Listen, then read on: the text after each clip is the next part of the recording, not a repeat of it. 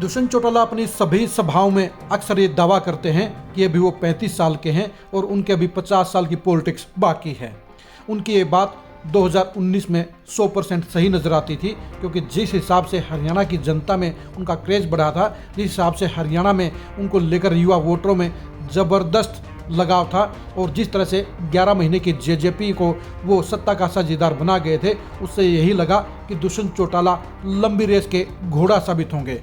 उनके साथ में लगभग 2 दर्जन के करीब पूर्व विधायकों ने भी इसलिए जुड़ाव किया ताकि वो दुष्यंत चौटाला के साथ मिलकर जहां अपने सियासी सपने पूरे कर सकें, वहीं हरियाणा की सियासत में एक नया विकल्प पैदा कर सकें।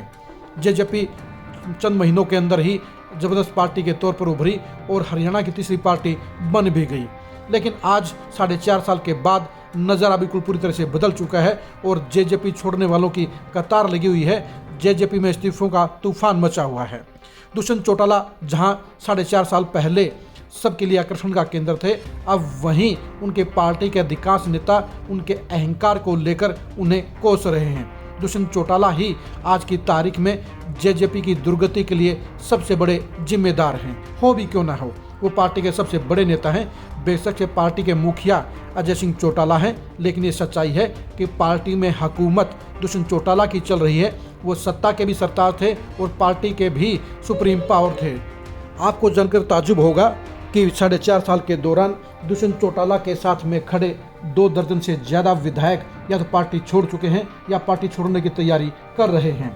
जिस तरह से निशान सिंह ने जेजेपी को अलविदा कहा है, जिस तरह से जोगीराम सिहाग ने पार्टी छोड़ी है, जिस तरह से रामकुमार गौतम ने दुष्यंत चौटाला को लगातार एक्सपोज किया है, जिस तरह से देवेंद्र बबली विरोध में खड़े हैं, जिस तरह से रामनिवास ऊर्जा खेड़ा से चेयरमैनी ली गई, जिस तरह से ईश्वर सिंह और रामकरण काला का मिजाज नज़र आ रहा है, वो साफ तौर पर बता रहा है कि दुष्यंत चौटाला ने अपने अहंकार के चलते ही अपनी पार्टी को डुबोने का काम किया है। उनकी अगुवाई में आज की तारीख में जेजेपी डूबता हुआ जहाज बन गई है। हालात इस कदर खराब हैं कि अजय सिंह चौटाला को भी ये कहना पड़ रहा है कि वो अपने परिवार की एकता के लिए यानी अभय सिंह चौटाला के साथ पैचअप करने के लिए तैयार हैं। अगर ओम प्रकाश चौटाला कहेंगे तो वो तुरंत ही उनसे मिलने के लिए चले जाएंगे। आप खुद ही सुनिए अजय सिंह चौटाला ने एकता के सवालों के बारे में क्या जवाब दिया। एक मंच पर क्या आ सकते हैं? अब ये तो चौटाला साहब पे निर्भर करता है, ये बड़ों का काम है कि वो पहल करें। क्योंकि राव बहादुर सिंह भी कई बार कह चुके हैं कि इनेलो और जेजेपी को एक करने की कोशिश की जा रही है।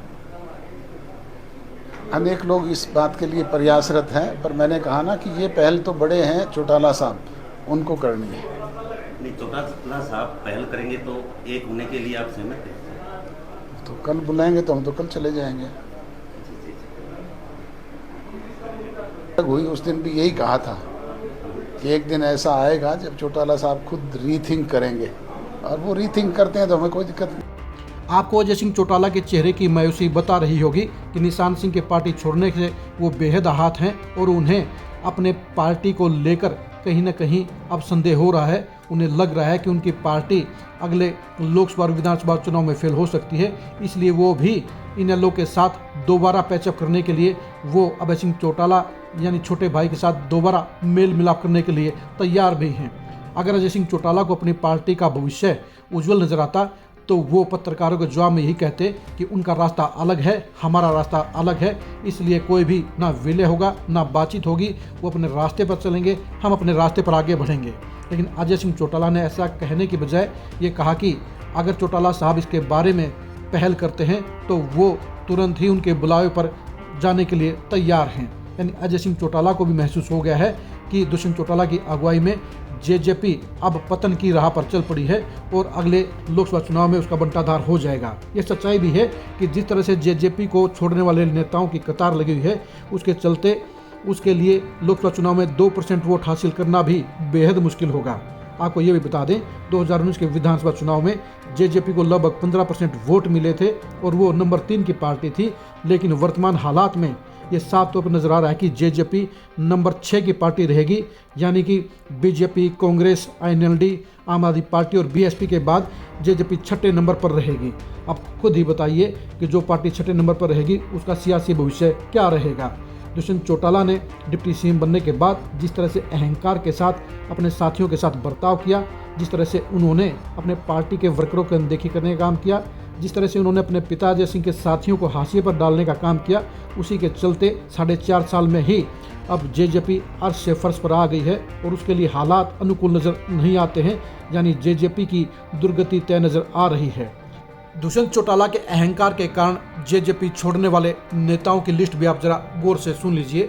प्रदेश अध्यक्ष निशान सिंह के अलावा बरवाड़ा के विधायक जोगीराम सिहाग, पूर्व विधायक सतविंदर सिंह राणा, पूर्व मंत्री सतपाल सांगवान, पूर्व विधायक रघुवीर छिल्लर, पूर्व विधायक शिवशंकर भारद्वाज, पूर्व विधायक मूलाराम, पूर्व विधायक अनिता यादव, पूर्व विधायक हबीबुर रहमान, पूर्व विधायक पदम सिंह दहिया, पूर्व विधायक बंताराम वाल्मीकि, पूर्व विधायक पृथ्वी सिंह नंबरदार, पूर्व विधायक आजाद मोहम्मद, पूर्व विधायक अर्जुन सिंह गुज्जर, पूर्व विधायक सुल्भान काजल और जो वर्तमान के विधायक हैं यानी पूर्व मंत्री देवेंद्र बबली, राम कुमार गौतम, रामनिवास ऊर्जा खेड़ा, ईश्वर सिंह और रामकरण काड़ा भी आज की तारीख में दुष्यंत चौटाला के खिलाफ खड़े हैं।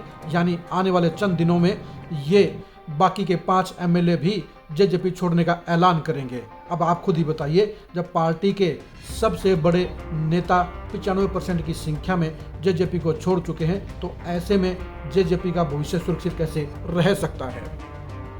दुष्यंत चौटाला की अगुवाई में जेजेपी की दुर्गति को जानने के लिए आप खरी खरी न्यूज़ के साथ बने रहिए। जेजेपी के लोकसभा चुनाव में अंजाम को जानने के लिए भी आप खरी खरी न्यूज़ के साथ बने रहिए। आप हमारे फेसबुक पेज को फॉलो कीजिए, आप हमारे यूट्यूब चैनल को सब्सक्राइब कीजिए। नमस्कार।